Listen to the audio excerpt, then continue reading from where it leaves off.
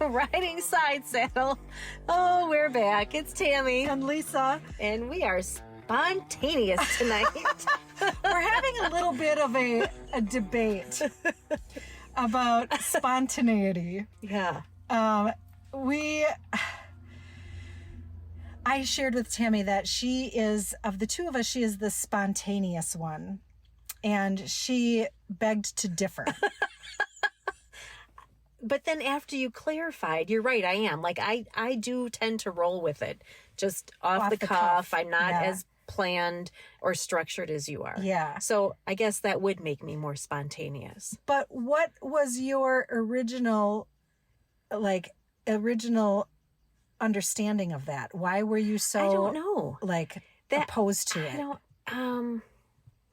Is it because I say stupid shit randomly and that makes me more spontaneous? Maybe. Is that what you mean? Yeah. You're like, yes, you do say a lot of stupid shit often. You have... I feel like you have ideas more than I do. Mm. So your ideas feel spontaneous to me. When you may have been thinking about them for weeks or months. Yeah.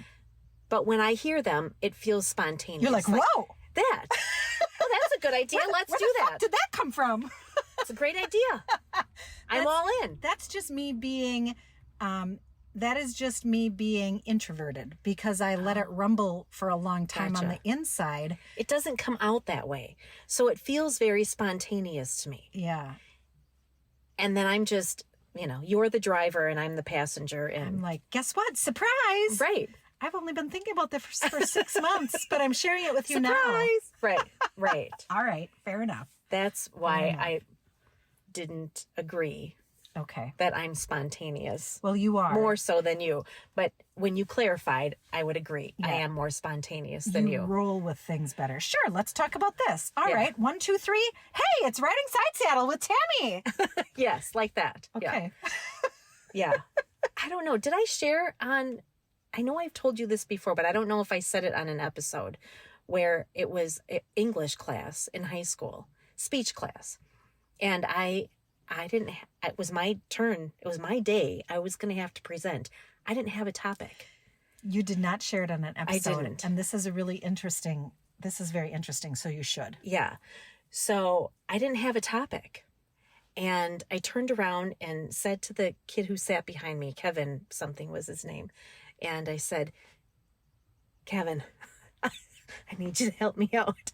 I need a topic. Just give me something. Give me anything. Just give me something. Because I got nothing. And today's my day to present. I need something to talk about. And he gave me a topic. I don't remember what it was.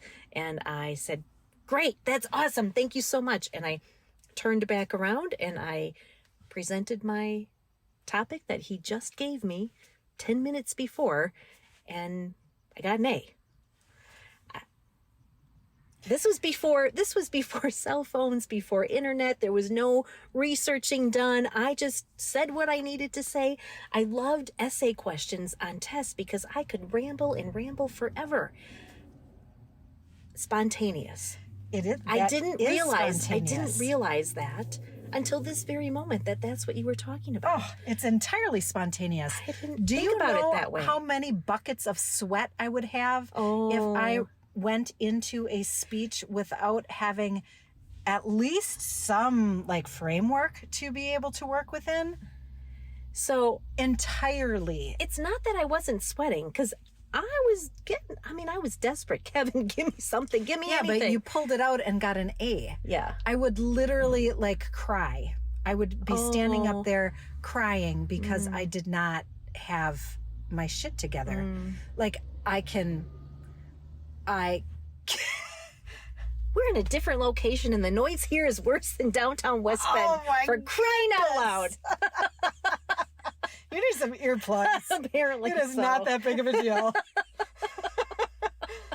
Anyway. Yeah, there is just no way that I could have done that. Wow. I would be speechless in speech class.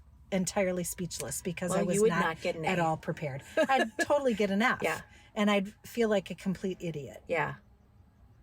Well, I don't know that I felt all that confident, but Clearly, you pulled it off. Clearly pulled it off. Yeah. And essay questions for me were the absolute worst. Oh, really? Yeah. Oh, I loved them because they were like, I could just write nonsense and just had to fill a page. Yeah. Not at all. Interesting. I'd be like, you would freeze. have a I've got sliver. nothing. I have a sliver of information to go on, and that's all you need. Well, but that's all I could write was a sliver. Oh, that one sentence. Yes. Okay. So I could pick that sentence apart and keep writing. Spontaneous. For sure. In fact, when I want to say there were 2 times, once in high school, once in college, where, the teacher, they teach you how to follow the process, right? So you come up with your topic, you create the outline, you do a rough draft, you've got your final draft. When I would follow it in that order, maybe I'd get a C. When I just took the topic, wrote about it, it's my final draft. Yeah. I'd get an A. Yeah, you shared and then I would back it up. Yeah, you'd back up and you'd do all the pre-work and the outline and After do everything. I already wrote the paper. Yes, After I wrote my speech. Then I could pick that apart and create my outline. But when I did it following the process front to back, it was disastrous for me. Your creativity comes as a stream of consciousness. Yeah. And when I'm forced into a box, right, it doesn't. It's not good for me. It's too at high all. stress. Yep, for sure. It has to look this way. It has to include these I freeze. things. I can't think then. Yeah. Interesting. That is very interesting. Yeah. Of all of the things that we are alike about, we are 180 degrees opposite in this. We are. But I think that is what, that's why it works for us. It does work for us. Now, on the flip side, I think that oftentimes, are you okay? Good. My stomach is a little gurgly. Oh boy. I thought there was a truck going by. Isn't that bad? Nobody would have noticed if you hadn't said something, Lisa. Cripes. Dinner maybe isn't sitting that great, so keep it up. This might be a short episode. Do not shit in the recording studio. I don't even feel like I have to shit. Okay? I'm just teasing you. But for real. What I was going to say before I was rudely interrupted is that... Help my stomach I'm making just noise. teasing you. I'm just teasing. What I was going to say is I might be more apt to be, I don't know if risky is the right word, but like, oh, sure, fucking let's do that. Well, spontaneous. Yeah. And you're like, hold up a minute. Now, did you think about this? And what about if this happens? And I'm like, oh, let's just give it a try. So I suppose spontaneous can be different. Like, that word, I think, probably has different meanings. Well, I think it depends on the subject. It depends on what it is we're being spontaneous about. Yeah. Some of your ideas, I am like, take a breath. Clearly you have not thought this through. So I see a couple of things happening, and none of these are good. But I wonder if that is like a risk-taking behavior. Oh, I see where you're going. Do you know what I mean? Yeah. Like yours is a creativity. I'm not a risk taker. No, you are not. No. I'm like, let's give it a try. Let's see what the fuck's going to happen. Yeah. I don't know about this. What do we got to lose? A lot? Not really. Not really. My self-respect. Okay, fine. I didn't have any to begin with, so I have nothing to lose. Are you in? I don't know. Oh, that's funny. So far, we have been completely spontaneous because this is not what we were going to talk about. No, it isn't. We're like 10 minutes in. My speech is done. That'll be an A. I'll Thank be you in the very bathroom. much. We were actually going to talk a little bit about physical health. Wellness. Yeah. If we go all the way back to the very first season The very first episode. Our first episode was about wellness. Sure was. It was physical wellness and what that means. So many different things it can mean. Mm-hmm. Remember, that was the episode with the little letter B? Oh, yeah. That wasn't nice. That was tough. That was tough to take. If you don't know what I'm talking about, you should go back to the first one and listen. Go back. Go back. I'll draw you back Bubble about butts. 35 years, right? Yeah. Yeah. Anyway, I think that as 50-some-year-old women, wellness looks different than what it did when we were 15 and 18 and 20 and 30 and 40. It just looks different. I would agree. So we had shared, I don't know what season it was, probably season 5. Last year in August, I had started this macronutrient thing, and that was my spontaneity happened again, and then I chickened out. You did. Yeah. So I was spontaneous, and then I said, hey, this is great. You should do it too. And then you did, and I went, yeah, I'm not going to do it. Yeah, I know. I remember. It wasn't 100% just chickening out, though. Like no, it wasn't. I really was not feeling well at all. Yeah, you had reasons for sure. For changing your mind. I just couldn't take on a lifestyle change when I was feeling so poorly. Yes. Yeah. 100%. And that's entirely fair. So, but I had been doing this since August of last year, and we haven't talked too much about it on the episodes, just because I don't think we've talked about it at all, really, have we? Yeah, a couple of times, but just very high level, because it's a work in progress. Yeah. And, it always takes me a while to open up and share things that are happening to me with me personally. But to date, I'm still doing it. It's my husband, Scott, had decided to join me at that time, which I'm super thankful. And we have made some pretty substantial changes to our lifestyle and in how we eat, and have had really wonderful success in meeting goals that we had set out for ourselves, along the way. I haven't met my goal yet, but I am on my way. I'm more than halfway to my goal. It's super exciting. But some of the things that we were talking about tonight, because you're planning to start in a week or so, in the same thing, is really talking about the understanding, the knowledge that comes with eating differently. Why is it so hard to eat? It's easy to eat. It is easy to eat, but not to eat and be well. Correct. And that's a lot of what we were talking about this evening in our planning conversation was how did we get here? And not we meaning Lisa and Tammy, but we as a culture and as a society to get into a situation where we do not even know how to fuel our bodies in a productive way. Right. It is beyond frustrating to me. And not just in fueling your body sort of thing, but wellness generally. Mm-hmm. This is not knowledge free for the taking. For myself, I have battled my entire adult life, and probably before that, if I really were to look back at some things, with not feeling well. Yeah. Tired,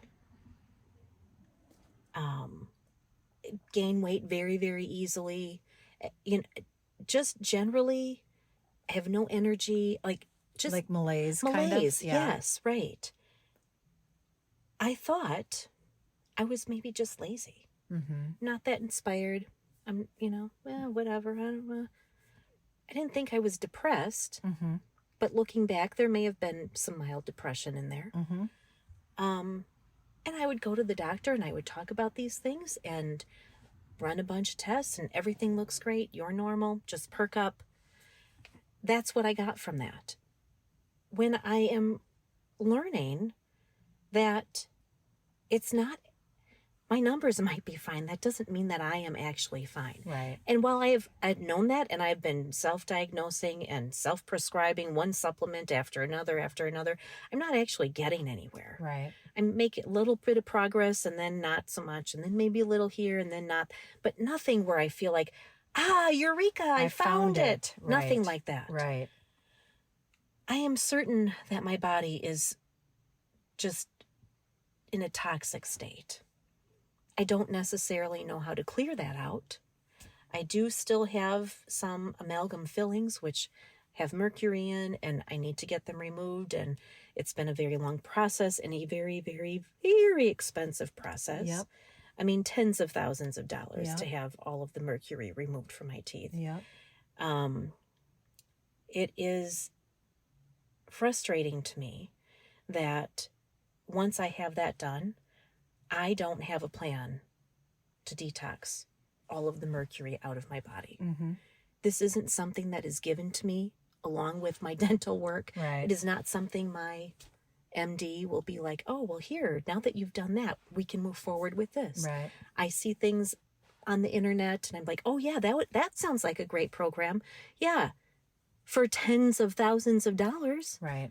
Again, why is wellness? Why is there a price tag on that? Why is it that you can be well if you have money? Right. I 100% agree with that, and I could go down so many rabbit holes with that, right? I feel like this is a constitutional right to be well. Well, like if we want to get like into the rabbit hole of amalgam fillings, so you put something toxic into my body. Right. Right? When I was a child. Yes. I didn't have information. I had or no knowledge idea, or even as rights. an adult when Right. this was done. I Right. had no idea. And now, in order for me to remove the fillings, much less the detoxification process, I have to pay tens of thousands of dollars Yes. to not even repair. No. It is just No. Just to remove stop the toxins from Right. continuing Maybe. to damage. Maybe. Right. I mean, whatever they replace those fillings with, I'm trusting that they are not causing a different set of toxins. I don't know. Yep, that's entirely true as well.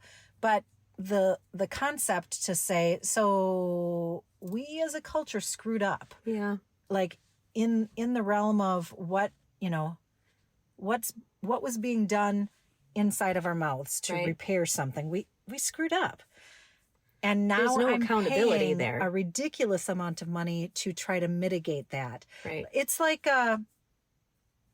shit, I'm not going to remember the word. You're going to know it as soon as I start talking about it. But they put it in flooring. They put it in ceilings. Asbestos. Yes. Thank you. I knew it. So that was an error. Right. And okay, fine. We make errors. We figure out what's wrong and we address them, right? So now we know asbestos. But we also hold people accountable. But that's what I'm and saying. what people, companies, Yes, Yeah. that's what I'm saying. Right. That isn't the case in this it scenario. isn't. It isn't. This is my own dime. Right. And I don't know, because I'm not practicing any sort of dental litigation. Mm-hmm. Maybe there is such a thing and I've not looked it up. I don't know.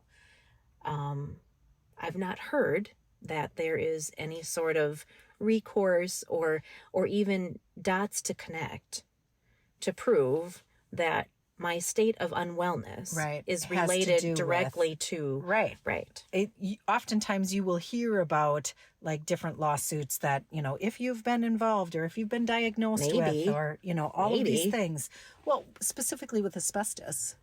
Well, I learn about it because I'm in that field, but Yeah. also it's all over the TV. That's what I'm saying. Right? There's Yes. lots of advertisements and billboards and things. That's exactly what I'm saying. Right. It is not equivalent in this situation. Right. Like each person individually has to figure out, how am I going to manage this? Am I going to do anything? Can I do anything?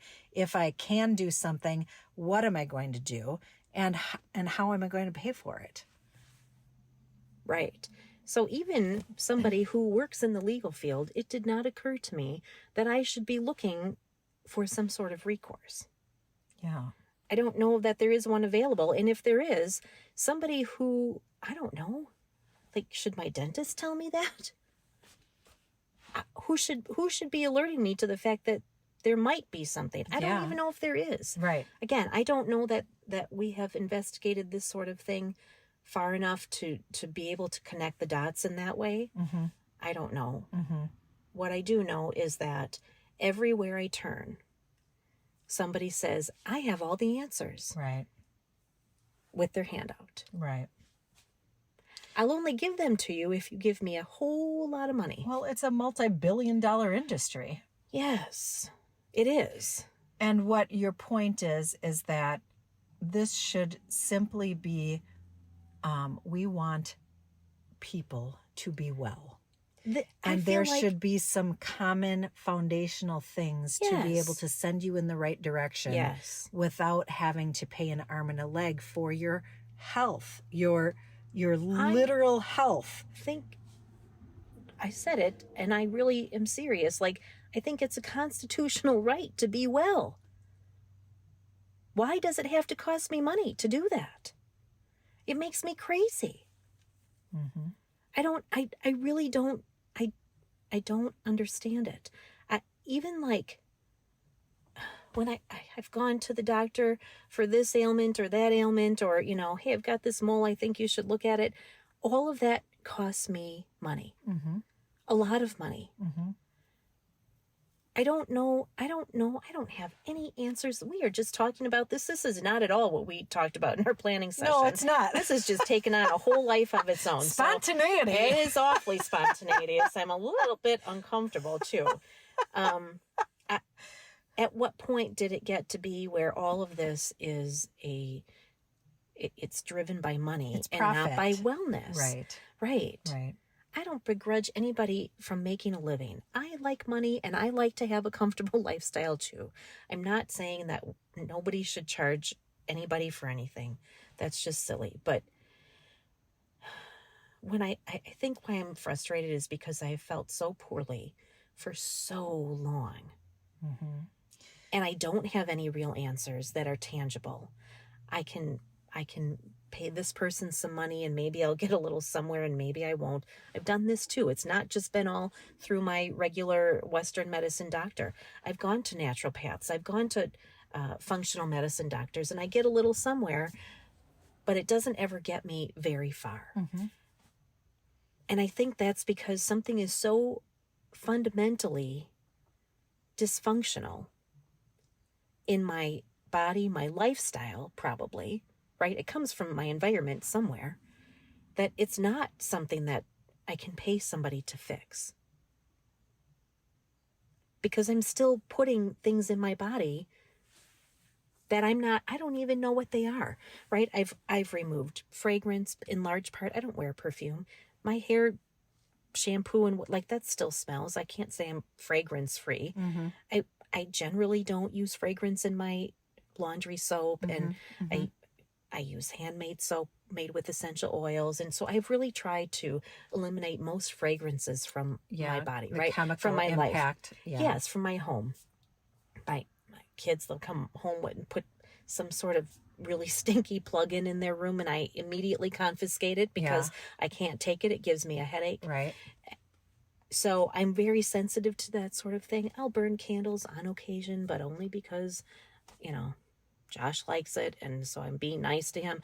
I don't need my house to smell like something. Right. So I've tried to eliminate things that I know are problems for me. But when it comes to food, I cannot eat Oreos. Like, that's a thing, right? I don't need to eat that, but I don't know. Beyond some obvious junk food choices, I don't even know what my body needs.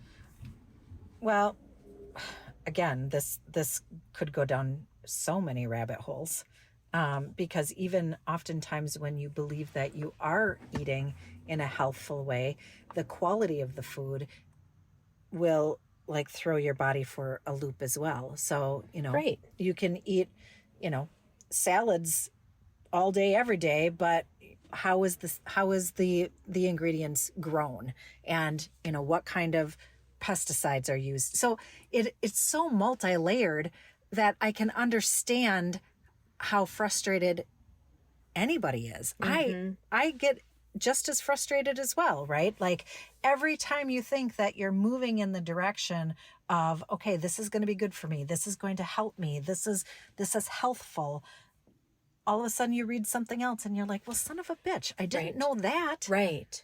Like, geez, if I knew that, then I would have made a different choice. Or God, this is coming completely out of left field. And what kind of damage have I done because of this? Right. That type of gotcha, like booby trap type of mentality, it really screws with you. And I think that, at least for me personally, at some point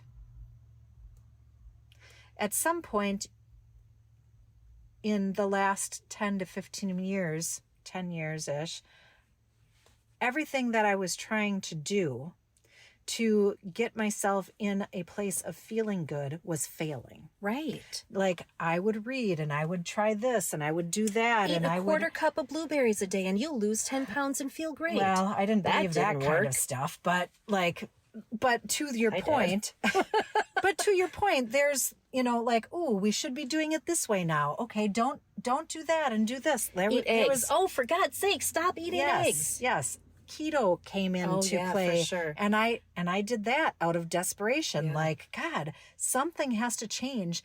I started losing my hair. I started that was really not in a situation where I couldn't walk up to the second level of my house without being entirely exhausted by the time that I got there.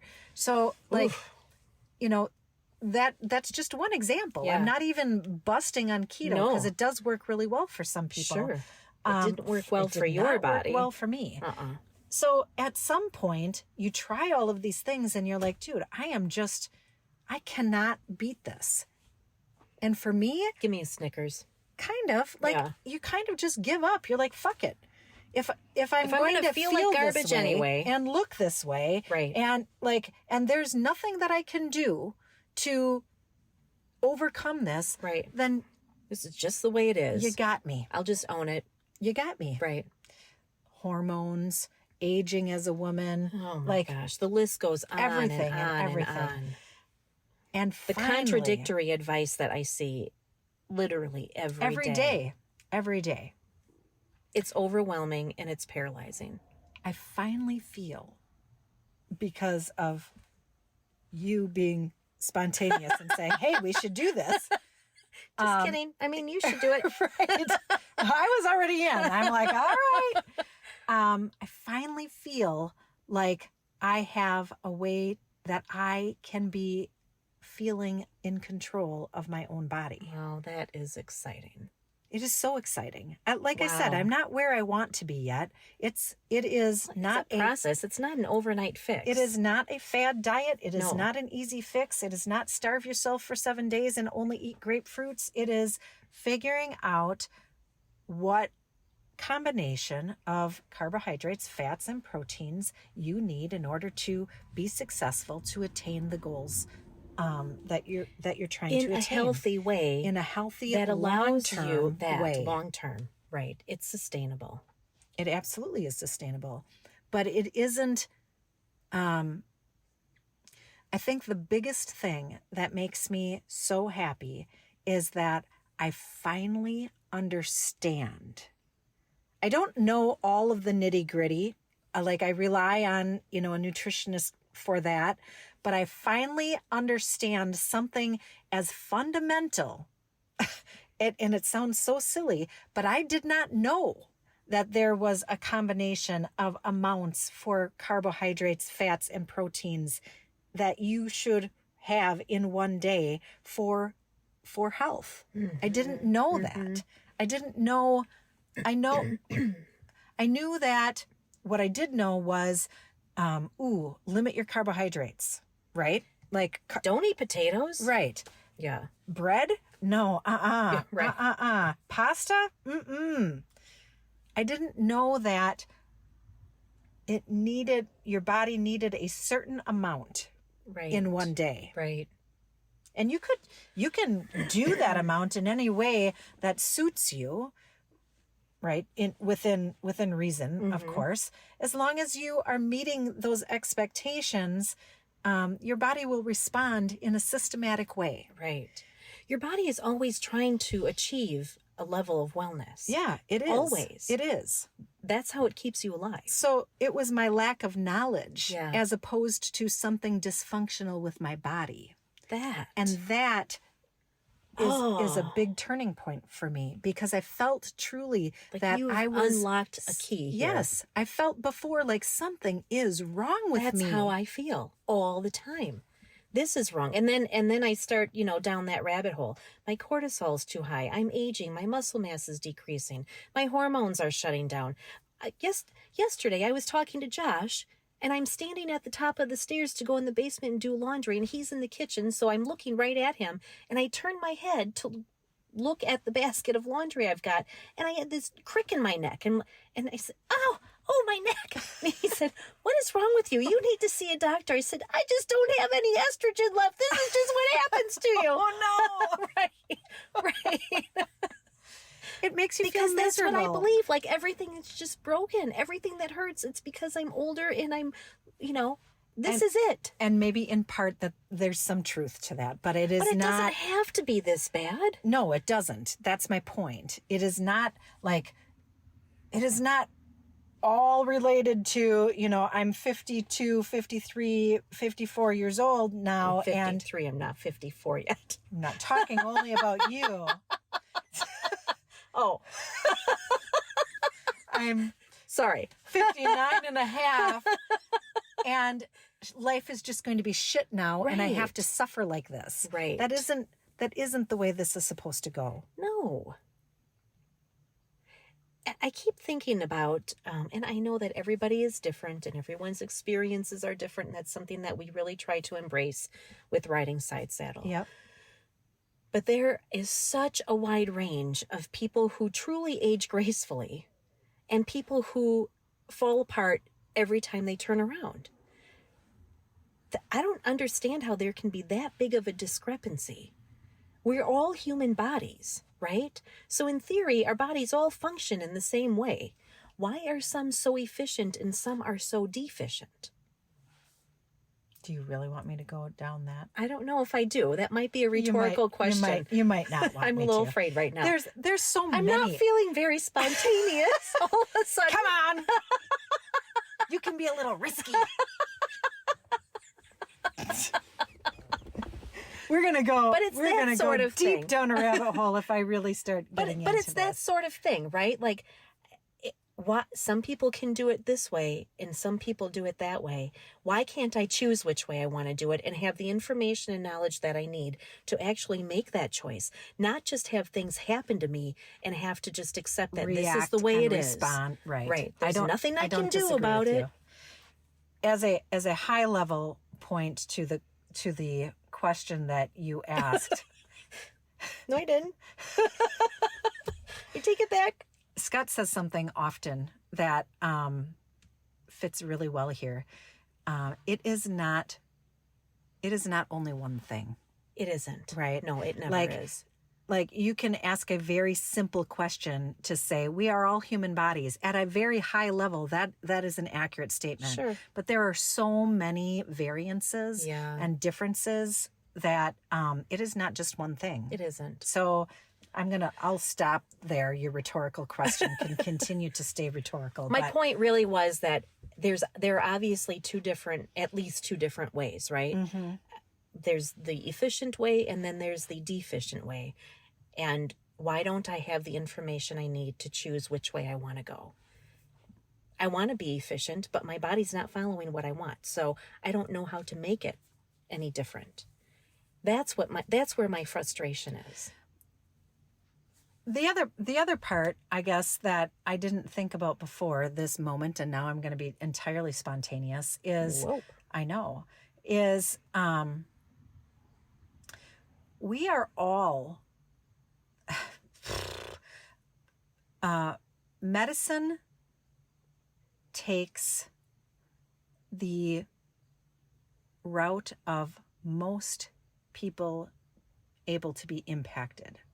Okay, they have to make a generalized norm in order to say most of the time this works. Serve the greater good. Yes, but and this has been coming up for me so often, for every single one of us, we have unique fingerprints. For sure. Okay, so if you are so unique as an individual that your fingerprint is like nobody else's, what would lead you to believe that any of the rest of your body system or your energy or your energetic field around you or your emotions or your level of sensitivity or your fill in the blank is consistent with anybody else?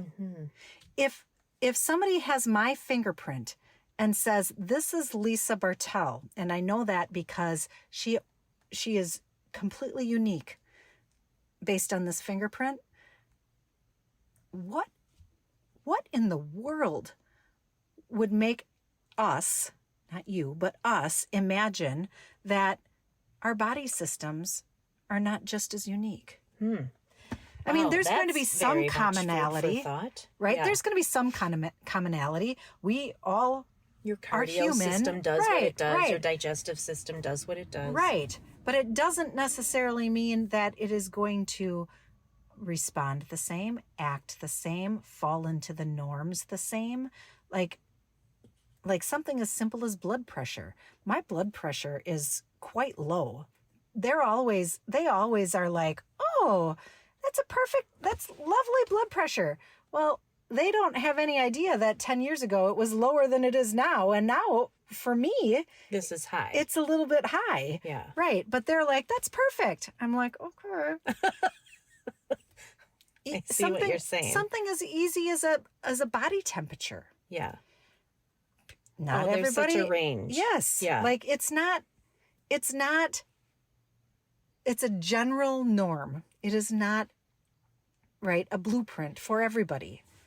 And I think we need to stop imagining that all of the answers can be solved with generalized information. It just doesn't work that way. I have my own fingerprint. I'm really going to have to sit with that for a while. I never ever considered it that way. Me either, not until right this moment. Yes, fingerprints are absolutely unique. If it were true that your entire system is as unique as your fingerprint, then there wouldn't be an answer for anybody. So we have to find balance between those two, right? Because your fingerprint, it is unique to me, but like there are commonalities. Everybody's fingerprints are at the end of their finger, right? There's swirls, right? There are some commonalities, but there are also uniquenesses. Do you know what I'm trying to say? So could it be like somebody who does and feels really good, very well, following more of a vegetarian diet or a vegan diet, compared to somebody who really does not thrive with that kind of structure? They need more animal-based proteins and not as much plant-based proteins. Like those are obvious differences, right? Yeah. But then within that, perhaps somebody who is vegetarian doesn't do as well if they're completely vegan. Right. And those are uniquenesses to you. Right. So it isn't necessarily as unique as a fingerprint per se, but your body does function, and only you know how the best way your body can function. So if we take your example to say, vegetarian versus vegan, and then if you draw it down one more level or whatever, just to present the point, maybe I have an intolerance to nuts, but that's just me. Oh, do you know what I mean? Yeah. Like there's certain levels of this. I see. We're rambling a we little are bit. A little bit, but people who are perhaps, I don't know, they do eat an animal-based protein diet, but they're allergic to eggs, right, or intolerant to eggs, right. So even if you find your, like, I don't know, mothership classification, you still have to drill down and find things that work for you or do not work for you. Right. Because so it's still your not own a unique one body. size fits all. So even if I'm following the same sort of program that you're following. Well, that's a great example. Like so when I know I need a hit of protein or some fat at the end of the day, for instance, fat, I know that I can go to nuts at the end of the day and I can get my fill on nuts. Well, nuts don't work really well for you. Or dairy. Yeah. So you have to... I can have little bits of both of those, but not a lot. So you have to figure out, what it is that's going to meet that need within that higher level, more generic formula to meet the needs that you have because you are a unique individual. And who the fuck knows? Maybe as you start to feel more healthful, maybe your tolerance to dairy and to nuts might change. Maybe. Who knows? But I see what you're saying. Point. Yeah. I see. Either way, it is exceptionally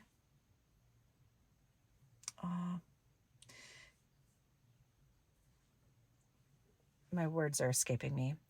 It makes me feel very able now, where I didn't feel able before, to have control of how my body will respond. I felt very out of control. Like I'm trying so hard and everything I'm trying is not doesn't work. Supporting me. No. I completely understand that. I've tried intermittent fasting a number of times. It's effective for, I don't know, a week or two, maybe even. And then I start gaining weight. Mm-hmm. That is not a good thing for my body. No. My I don't know, whatever it's called, my system does not like that at all. Mine does not either. For some people, and even some of our relatives who I know, they maintain health that way. Mm-hmm. They've achieved health that way and they've maintained it for some time. Mm-hmm. That does not work for me. Mm-hmm.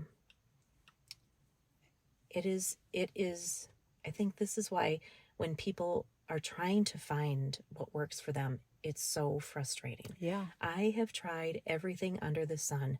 Nothing works. Yeah. Trying to find that one fingerprint that is unique to you is really hard. It is really hard. It's not overly clear. It isn't. And it feels oftentimes that everything is working against you in order to find it. Right. Including, to your original point, having to pay for it. Right. I mean, you throw money at a dozen different things. Pretty soon you don't want to throw money anywhere. Right. Because I've tried it all, and all it is a money suck. Right. There's no easy solution for this. Trying things that may or may not work. I don't know what else to do other than to try something. But after a while, for myself anyway, I just stopped trying. I get it. I was there. I get it. Yuck. I wish it could be different and easier for people to know how to take care of themselves. It just seems like it just should not be this hard. It should be a God-given right. This should be common knowledge. Yes. Right. I agree with you. Well, one way or another, I'm trucking through my goals. Yay. Even in the difficult season that I've had since January with, health issues and the hysterectomy and all of that, I'm still very on board, maintaining my weight, and maintaining an expectation of meeting my body's needs while it's healing, which That is is such a something. big deal. It was a really. I was so thankful for the nutritionist that I'm working with, that she, created the environment that, this is not hardcore lose weight. This is modifying to what's happening in your life. And this was a big one, right? So for the last, 5-ish weeks, 6 weeks, even 7 weeks, she has been preparing my body for surgery through the food that I'm eating, and how that plays out The with nutrients the you're taking in. macronutrients. Yep. And then repairing my body after surgery so that I heal in the most beneficial way. That's support. It's entire support. And I know that I couldn't have done that myself. So I'm really happy for you. I feel very, very, very grateful for having taken your advice last year, because I know that it has helped support me through this really tough season. For sure. And I'm really grateful for the resource and the opportunity to do that. It's pretty exciting. It is. And now I'm getting back on board, and I'm going to meet that motherfucking goal too. That might be the first swear you had this whole episode. No, it's not. You almost went the whole way. No, I didn't. First F-bomb. Okay, that might be true. But I meant it. Okay. I believe you did. Stuck your finger out. Oh, well, on that note then. All right. We'll leave that F-bomb there. This motherfucker's Call over. it a wrap. Well, now there's two. I shouldn't have pointed it out. Oh, funny. All right, then. All right. So, Mind Garden Media. Yes. Thanks Thank as you always to Todd for doing such a great job wrapping this whole little package up and handing it back and just being magical. We appreciate you. We do. Mm-hmm. And to our listeners, absolutely, we appreciate you as well. And you're pretty magical too. I would have to agree. I would agree.